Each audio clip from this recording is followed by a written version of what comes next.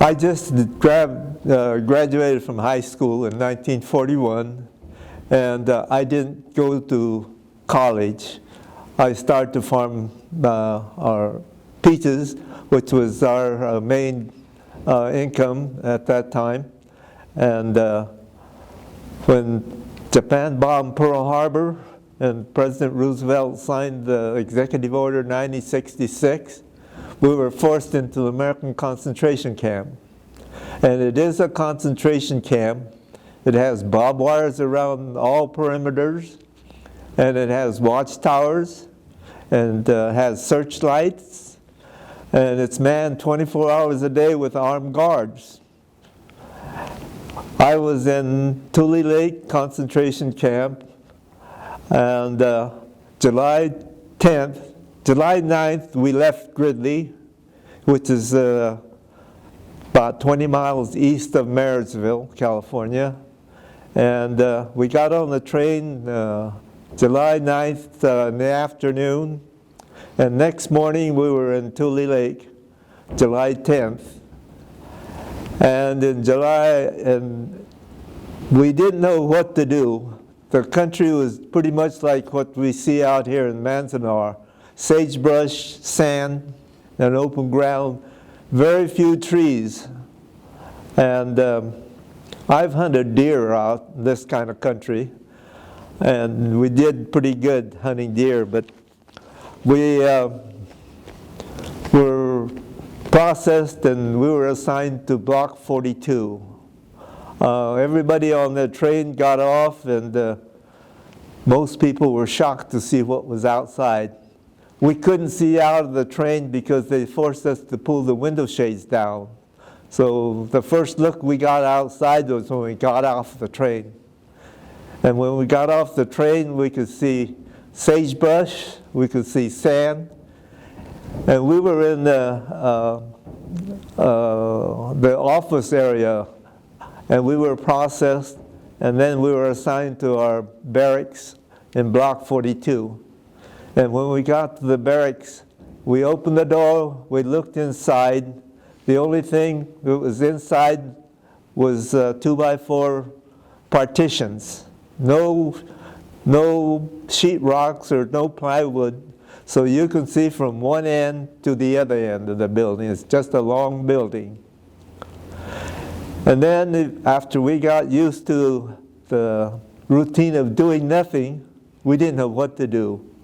So we started looking for a job, and we went to the employment office and applied for a job. My first job was what they call construction engineer, and the job was to fill a pond with sand. And I had several jobs. They passed the so-called loyalty papers around to be filled out.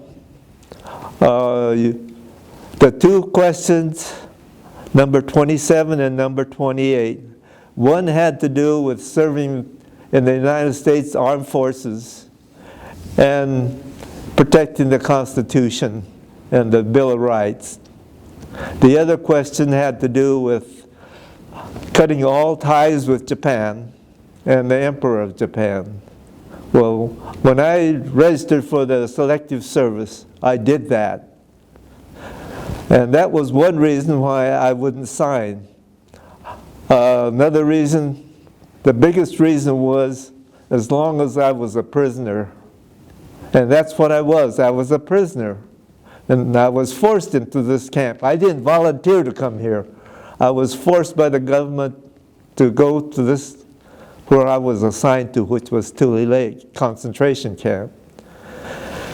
And I told the people that I don't know if I was arrested or not, but the people that forced me to, the soldiers that forced me to stand over here, I told him, you know, what you're doing is wrong.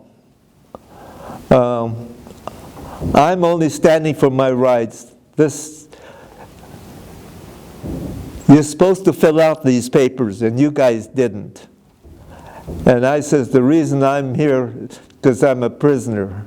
And as long as I'm a prisoner, I'm not signing anything. Send me back to where I come from, which was Gridley. Then show me your papers, and I would gladly sign yes, yes. But if you sign no to both questions, you were considered disloyal. And if you answered yes to both questions, you were considered loyal. In my case, I never signed yes or no. I says, I'm not signing any papers as long as I'm a prisoner. Charge me with something. And take me to court and tell me I'm guilty. Then I'll be glad to serve my time. But I have done nothing. I don't deserve this. I'm an American citizen. So this is why I'm not signing. There was 36 or 37 of us, young men, that wouldn't sign the papers. For this reason, our block was surrounded by armed soldiers. They were armed with rifles, with bayonets fixed on the rifle. And they came in the afternoon, close to mealtime, surrounded our whole block. And that kept the people from the other blocks from coming in. And I don't know if they kept us from going out, but that was the reason. They didn't want other people coming in. But word got around that there's a group of soldiers that surrounded Block 42. And of course, there was other people that supported us for not signing. And they wanted to be part of our group. But the soldiers wouldn't let them trespass into Block 42. And this was dinner time. Just before dinner, they surrounded our block. We finished dinner, and we was coming out of the mess hall. And there was a soldier standing right there by the door. Says, you get over here. And they would only select people, well, I thought they were selecting people what was draft age. Older people, like 50, 60, 70 years old, they let them go by. And there was, like I said, there was around 36 people in our group. And we were, after the mess hall was empty, the soldier that segregated us says, count off 1, 2. And then after the mess hall got empty and he would check the mess hall and we counted off, he says, okay, all the ones get on that truck and all the twos get on this truck. One truck went to Klamath Falls, Oregon, and the other truck went to Alturas, California, and we were put in county jail. I don't remember if we had any guards sitting with us in front or in the back, but I know there was at least 2 trucks. One went to Klamath Falls, one went to Oregon. And I was in the group that went to Klamath Falls, Oregon. The CCC camp was a camp where part of the New Deal, President Roosevelt's idea of getting people to work. This was right after the Depression, and people was out of job and all this. So they, part of the New Deal, they had the CCC camp. And when the war broke out, most of these people enlisted or they got a wartime job, defense job. So the camp was closed. So when we arrived at the CCC camp, and this was within 10 miles from the original Tule Lake concentration camp, we got into the CCC camp, and the other group, the one that went to Alturas, I think they came in a little before us, a little after us, but we were together again, all 36 of us or 37 of us. And the driver says, this is your new home. Says, you have to clean up the barrack. So there were several barracks there. Says, select one, clean up the barrack. And this is the mess hall. We're going to use the mess hall, so you clean that up. So we was cleaning up the barrack and the mess hall. And before that, he says, this is your new home, and clean up the barrack and the mess hall. And he says, don't run away, because your guards are not here yet. Okay? And we were cleaning up, and the guards arrived.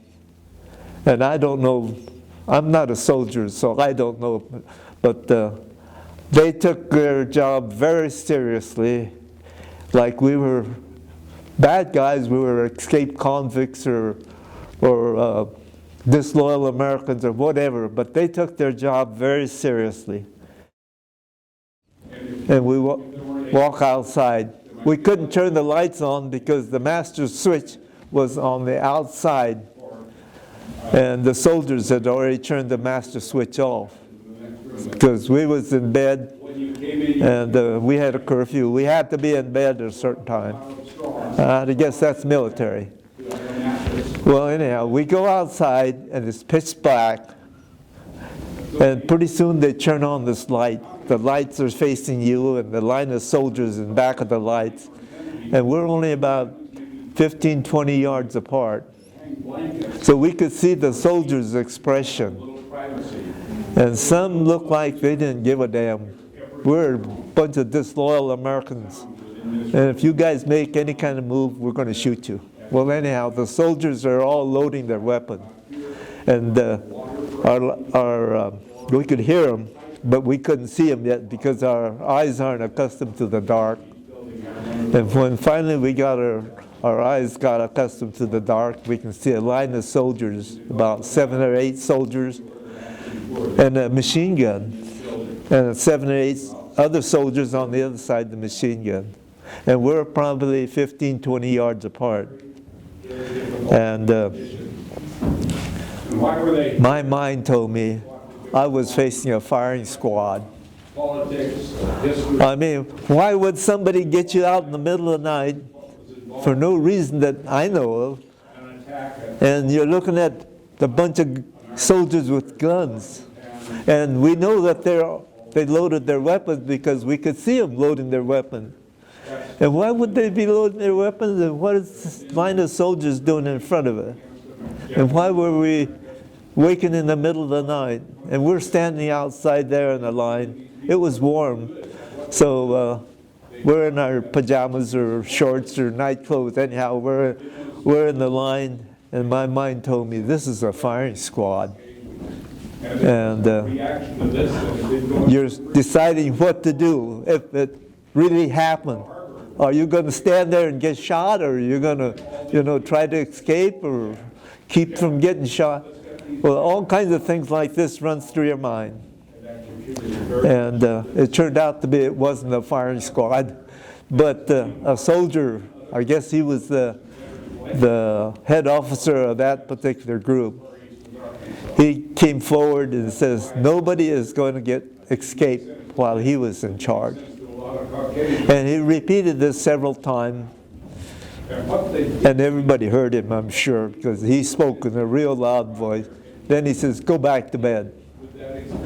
And the next morning was just routine, like nothing ever happened. We went to the garbage dump, which was a couple of 100 yards away from the mess hall. And we went to the dump and we unloaded the garbage. And I asked the soldier, our guard, if he had any bullets for his gun. And he says, yeah, I got 1 bullet. And his gun was the one like the gangsters used during the Prohibition time. It's a machine gun. And I asked him afterwards that if he'd shot, well, I'm getting ahead of myself. I asked him if he knew any Japanese people. And he says he was from San Francisco. And when he was going to school, he says, my best friend was Japanese. And we unloaded the garbage, and I asked him, can I see your gun? Now I'm asking the guard, I want to see your, I'm the prisoner, he's the guard. And I'm asking him, I want to see your gun. And he says, well, let's get on the other side of the truck, just in case somebody is watching us from the camp, which was only several hundred yards away. So we get on the other side of the truck, and he takes his one bullet out, and he hands me his gun. I'm the prisoner, he's the guard. You don't hand the guns to prisoners, but anyhow. He trusted us, and he knew Japanese because his best friend was Japanese. He apologized for the way Uncle Sam was treating us, how President Roosevelt was treating us. And he says, I'm a soldier.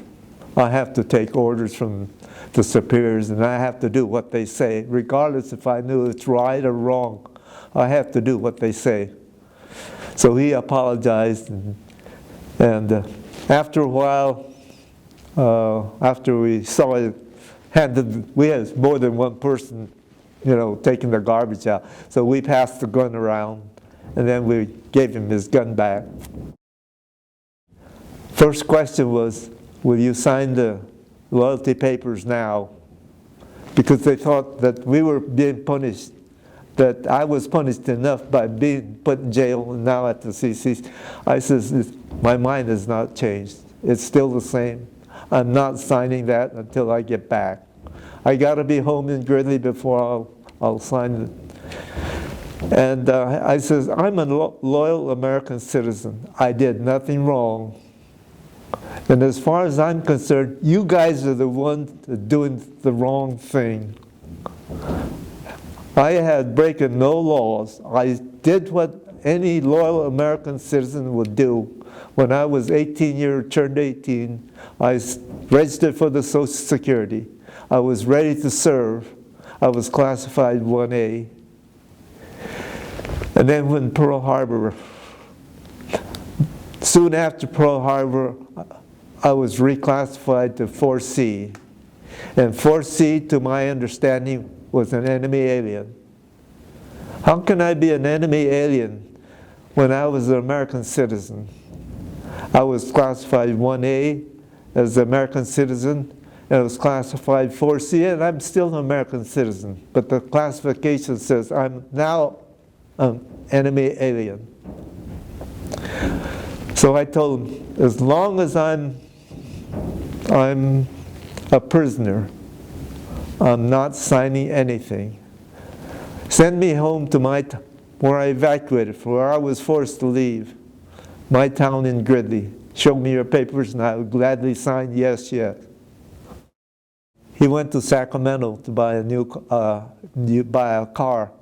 We tried the dealers in Gridley, and the guy says, yeah, we can put your name down on the list. But you're down here 10, 15 names below, and new cars, you got one a month or something like that. That's all they could get because they weren't manufacturing cars. They were still manufacturing war equipment that they used for the war. And they hadn't changed over for the civilian. So we needed a car today. So he goes to Sacramento and he buys a car that he thought would serve our needs. And on the way back, after he bought the car, it was a stormy day. It was raining in Sacramento. He had an accident. And I don't know if he had insurance or not. Because if you had a car and you traded it in, most insurance companies would transfer your coverage for your old car to the different car that you acquired. So I don't think that we had insurance, or he had insurance. Well, this guy that run into my brother, or my brother run into the guy didn't like Japs. And he says, I'm going to make an example out of this, why we don't want Japs in California, and especially if he doesn't have insurance. And for some reason, I don't know what the reason was, Eleanor Roosevelt heard about this. The First Lady, you know, the president's wife, heard about this accident, and she wrote a note to this lawyer. Says, if you want to pursue what you're saying. He says, you're going to have to deal with me. So he dropped it, and that was the end of that. And I was thinking, you know, the president, her husband, is the one that put us behind barbed wire fence. And his wife, the first lady, would stand behind us. And I really think one is politics and one is human nature. And I think Eleanor Roosevelt stuck up for us. When I was in camp, when I was a prisoner, I didn't think I was a resistor. I wasn't an activist. I didn't talk about, you know, what the United States government was doing to us. All I know in my mind, when I went to grammar school, we had to pass the history test. We studied the Constitution. We studied the Bill of Rights. We covered almost anything, and what my government is doing to me now, just because my ancestry is Japanese, I'm looked on as an enemy. I didn't do anything. I don't know nothing about Japan. The only thing I know about Japan is my parents came from there. Now, you take that a step further. The war in Germany and Italy was going on. Why weren't those persons rounded up like the Japanese people with Japanese ancestry? Why were they rounded up? People in Hawaii, they select and chose who they wanted behind bars. But in California, Oregon, Washington, part of Arizona, even Alaska, if you had Japanese ancestry, regardless if it was 1% or 100%, it didn't matter.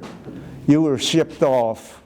You were forced by the government to move. And so, to me, while I was a prisoner, I never talked about being an activist. I knew what they did and what I learned in school. This is wrong. The Constitution says we have a right. We weren't charged with anything. We weren't tried. The Constitution says we have a right to be charged, and we have a right to be charged. And we have a right to have a trial. We were denied all these rights. And of course, martial law took over, and some of these things don't apply when martial law takes over. But there was a time before martial law took effect. The civilian statutes were still in effect.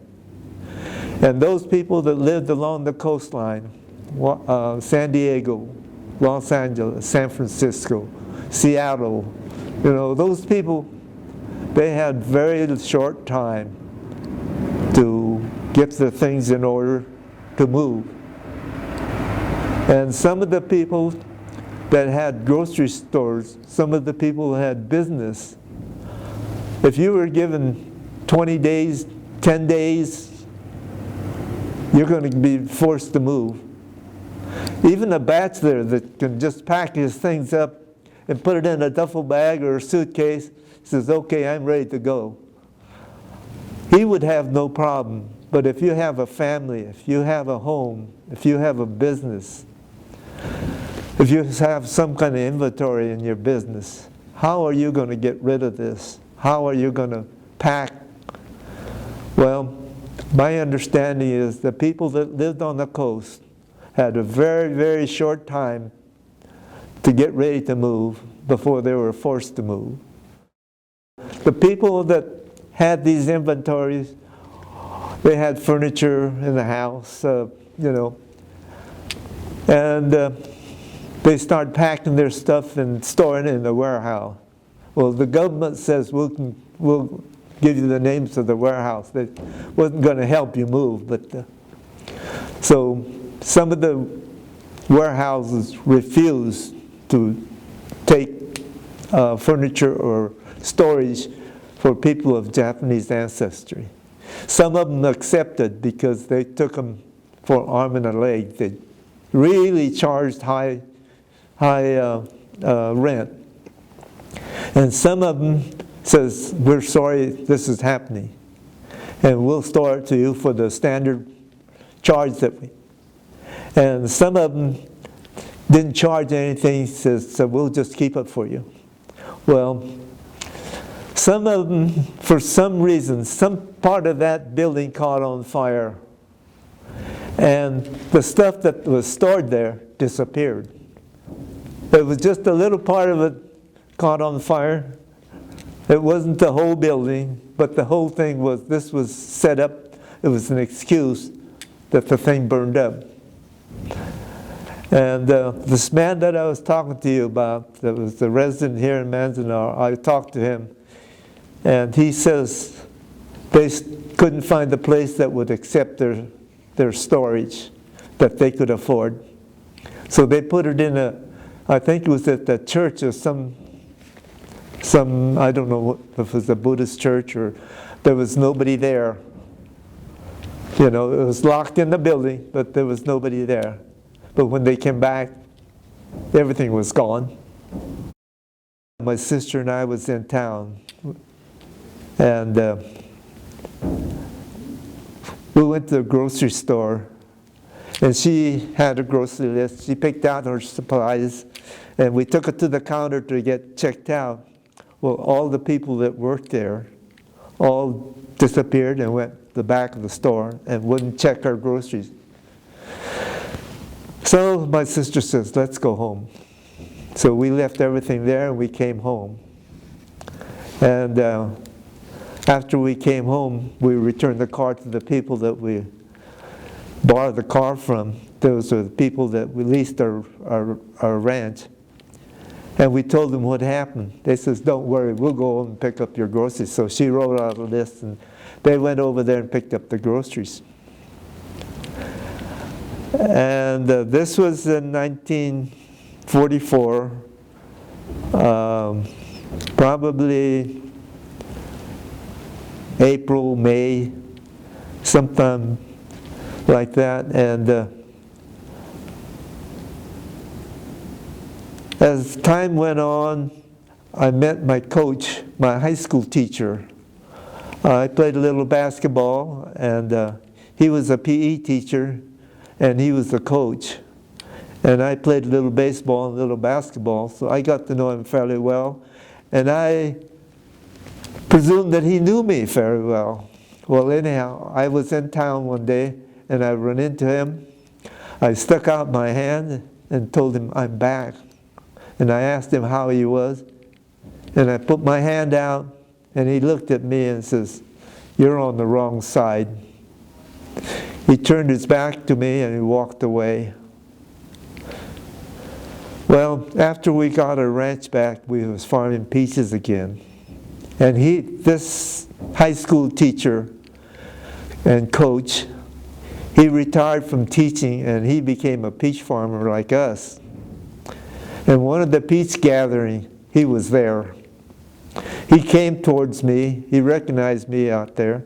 He came towards me and he lifted his hand, extended his arm, and I told him, get out of my face and go to hell. I'm not shaking your hand. I turned my back and I walked away. And for some reason, that just sticks in my mind. The camp life that I spent 2 years sort of fades away now, but that one instant is still fresh in my mind. And I just can't seem to forget that. This person knew me. And that's the way my friends were. The people that went to school with, the people that I knew in town, they turned their back to me. And after, 4 or 5 years, we were accepted as good American citizens again. Now I have a bunch of good friends, quotation marks, around friends. The same people that I knew before that turned their back to me. And now after 4 or 5 years, I'm accepted as one of them again. In my mind, I can't accept them as good friends no more. Friends, yes, but not good friends. They're only friends because of their convenience, not mine. And it's really hard to say that you have a friend. I mean a true friend that would back you up regardless of right or wrong, that would stand behind you. I don't think I have one person that would do that for me. I don't know if it's my fault of what I did or what, but I don't think I have a person that I can count on. If I says, help me, financially I could understand, but morally I don't know if I've got one like that. My wife, she would do that, and I would do it for her, but that's different. We was at Custer's monument in Montana. This is where General Custer got killed. And there was an Indian that I met over there. And the first thing he asked me, am I Japanese?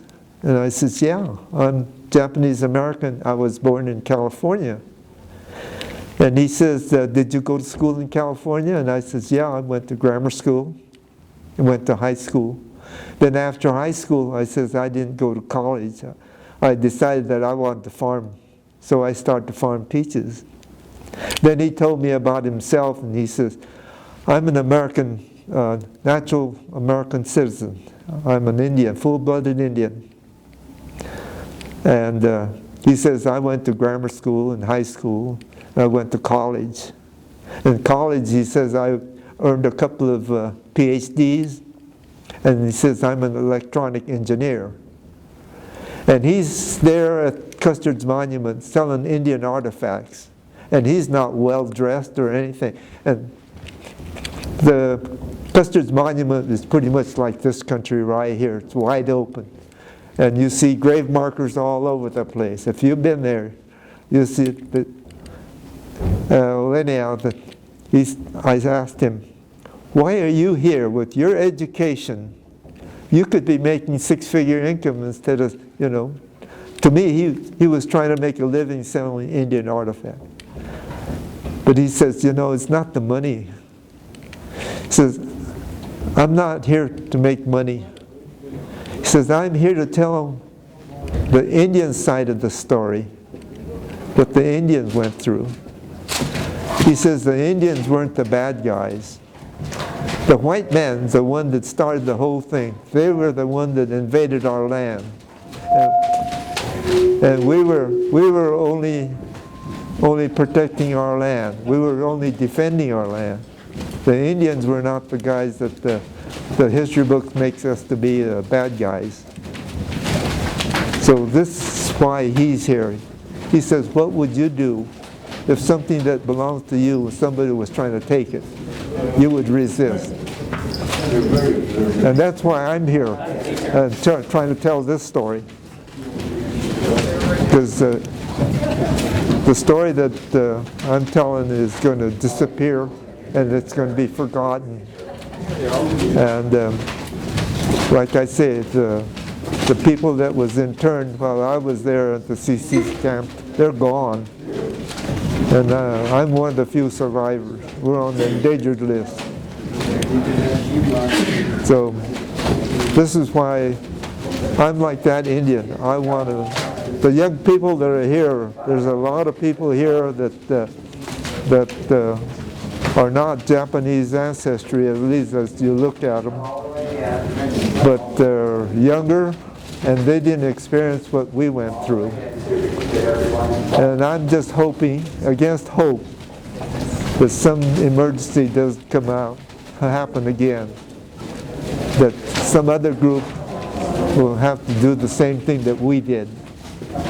Because hysteria, war hysteria has a long history, like with the black persons, like with the Indians. They all ended up in a different place. Even with the Constitution and the Bill of Rights, didn't mean anything at the time.